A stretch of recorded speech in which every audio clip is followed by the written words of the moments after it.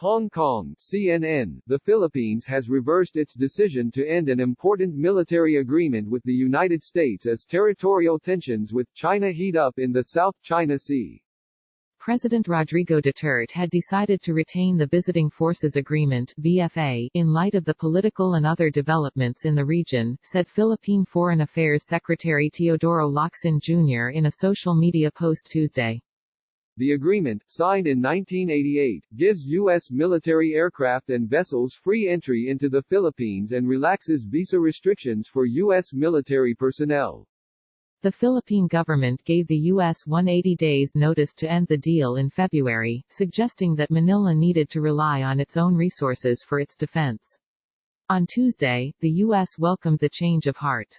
A U.S. Navy landing craft offloads Marines during an exercise in the Philippines in 2019. Our long-standing alliance has benefited both countries, and we look forward to continued close security and defense cooperation with the Philippines, said a statement from the U.S. Embassy in Manila. The Philippines was once home to two of the America's largest military bases outside of the U.S., Clark Air Base and Subic Bay Naval Station. Although those ceased to be U.S. bases in the early 1990s, U.S. forces still had access to them under the VFA, and Manila maintained strong military ties with Washington.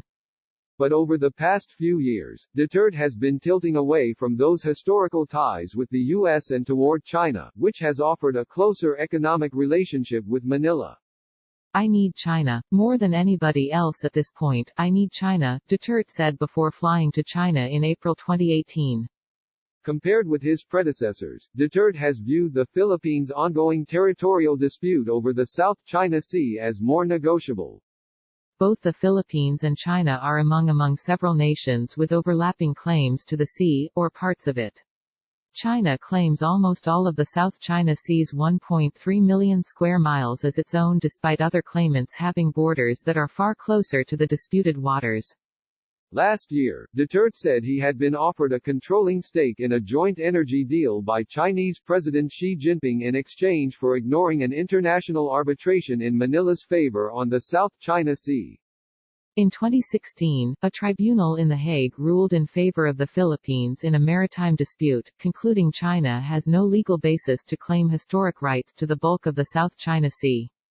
China, however, has been stepping up its military presence on islands also claimed by the Manila. CNN's rare view of contested South China Sea 243. In the past 2 months, the People's Liberation Army has moved advanced anti-submarine warfare and reconnaissance aircraft to Fiery Cross Reef, known as Cajetangan in the Philippines, in the Spratly Islands chain. Beijing has also made Fiery Cross part of its southern Hainan province, creating 2 new administrative districts covering the South China Sea that are headquartered in the Paracel Islands, another island group with disputed claims. Additionally, China has maintained a presence of maritime militia vessels around Thitu Island, the largest Philippine-occupied island in the Spratly Archipelago, for well over a year, according to the Asia Maritime Transparency Initiative. An average of 18 Chinese vessels have been around the island each day, according to an AMTI satellite analysis published in March, hampering Philippine attempts to build up infrastructure there. On Wednesday, Locsin indicated that the Philippines sees the U.S. playing a role in the region for some time to come.